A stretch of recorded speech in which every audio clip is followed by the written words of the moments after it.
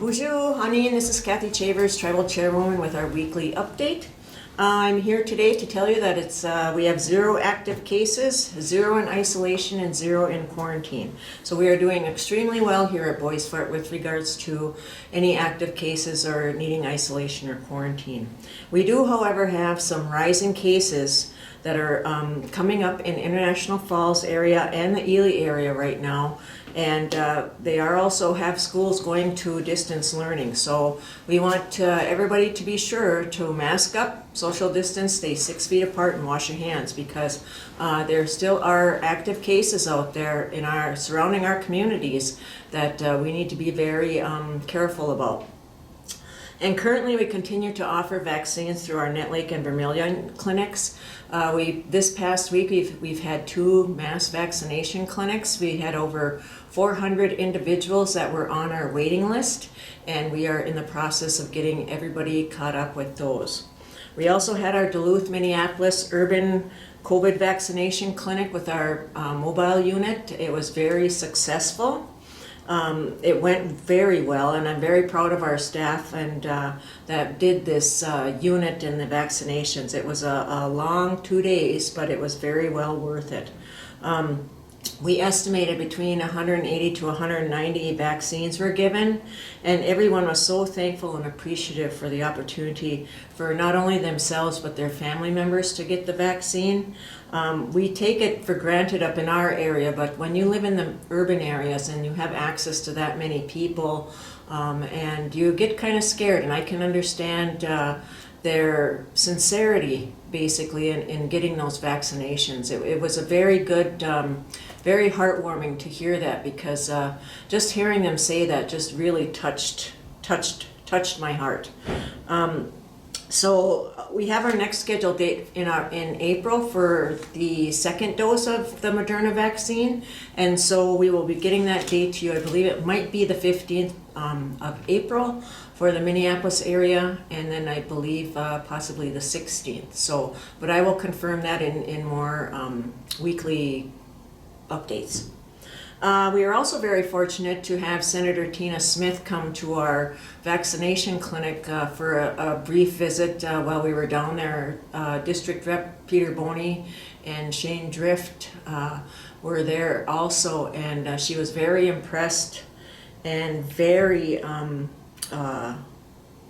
thankful for us reaching out to our urban population, because not many tribes have that opportunity, and we were very fortunate, especially being in the most northern part of the state, to get those vaccinations to our tribal members in our urban areas.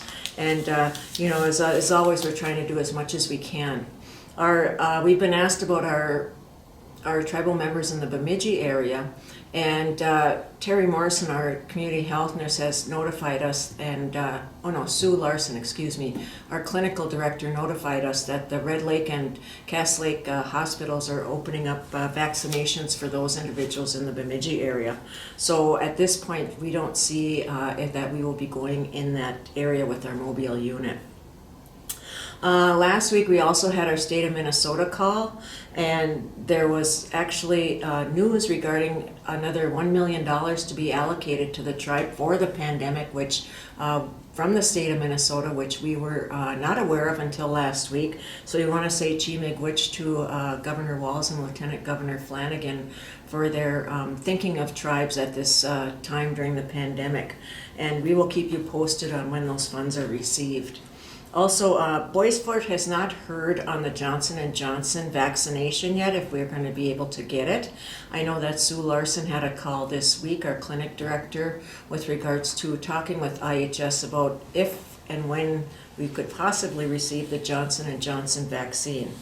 But there is a rumor going around that the Johnson & Johnson vaccine is not effective or not safe for Native Americans, and I want to tell you all that this is a false rumor. It's not true.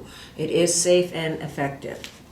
The Bois Forte Tribal Council decided to open up our government building in Nett Lake and Vermilion. It is limited though to 1 person and 1 person with children, but you must wear your mask, you must social distancing, and we ask that you use hand sanitizer. And so we also have a new facility use form that we would like people to use if they would like to have, say, an event in our government center. So please feel free to contact us and see. We're trying to get back to a little normalcy as we can, and this is one way of getting closer to that, but by baby steps we're doing it. Our emergency rental assistance program began at noon on March 22nd. And you can contact Ed or Beverly Steele at 218-757-3261. However, the application is online on our boysfort.com website, and it does provide the online application, and you can also do documentation, which will be needed for this assistance program. This is a program that's not set up by the tribe. It's been set up by the feds, the federal government, and the state. So the guidelines that are on it are not ours, and the requirements are not ours. That's the way the program is. And if you don't comply or do the documentation needed for this program, then your application cannot be processed. But if there's any questions, we will be having individuals, Ed and Beverly for sure, and others trained on this and how they may be able to help you. We will get that information to you as soon as possible. Also a note from our judicial department that Marion Holmes, our probation officer, will be traveling to Vermilion now 2 times a week, and that schedule is currently on our Boys Fort website. So the probation officer, it's a new thing where she'll be going to the Vermilion Reservation to meet up with clients, and so please take advantage of that opportunity if you are on probation. Our energy assistance program that was run through Travis Vaki was run in 2 stages. However, the total funded amount that was paid out was $37,756 to individuals that may not have been able to receive any type of energy assistance funding due to being over income or whatever. There was no income guidelines on this program, but it did help 145 band members, which we're very proud of. That program is now closed, but we are still awaiting word on the new Rescue Recovery Act to see where the funds are going to be allocated and what amounts tribes will be getting. One of those programs we had tribal consultation with this week was the Bureau of Indian Affairs. The Bureau of Indian Affairs received $1.75 billion from the American Rescue Plan, and $900 million is going to be provided through this plan specifically for $772.5 million will be given to hopefully aid to tribal governments. That's what we will be recommending. It gives more flexibility for the tribes to use the funds where they see fit within their reservations or programs. Out of that $772.5 million, $35 million will be guaranteed for public safety and justice. Then there's also another additional $20 million for clean water, and then another $100 million used for housing improvement. The Bureau of Indian Education received $850 million, and so some tribes were saying that they would like to see it used for JOM and for other public school funding, as well as Bureau of Indian Education tribal colleges and schools. So this is the first time ever that the tribes have been asked to do consultation prior to funding being sent out, where we have input on the formula that's going to be used. And I'm very happy to announce that at the beginning of our call, Secretary of the Interior, Deb Holland, gave an intro, and it was just awesome to hear someone native actually speaking and understanding where we're coming from and having that opportunity. So it was a very unique event for us and first time ever. And so we're also having the opportunity to submit our written comments by March 31st to the BIA. And one of the formulas they're thinking about using is enrollment data or other means, but all the tribes will have that input. So it's really nice to have that opportunity to have the consultation to determine how the funding is going to be distributed to tribes. And because of the stimulus funding that's coming out through the American Rescue Plan, we do currently have a position available through Boys Fort for a stimulus funds coordinator.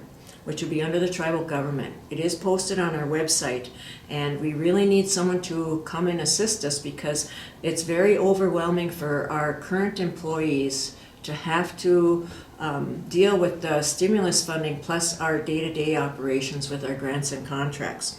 So please, if anyone is interested, please apply for the position for the stimulus funds coordinator that is on our website. And also we had a development core meeting this week, and the Wilderness will be opening up the golf course on May 7th. And so we are also having jobs posted there, and Fortune Bay has positions posted, as well as the tribal government. We're looking for another accountant within the tribal government. We need band members or anyone to apply for these positions. We need workers, and we need them really bad, to be honest with you. So if anybody's interested in working at any of these facilities, please let us know. Contact the Human Resources Departments or apply online and get your applications into us. We need these positions. We need people. We need bodies in these positions. Also, with spring coming, we have the 2021 netting season on Lake Vermilion. Those guidelines have been approved and are now posted on the website and Facebook for those that might be interested in doing netting this spring. And with it getting warmer and we don't have much snow here on the ground, we're kind of getting a little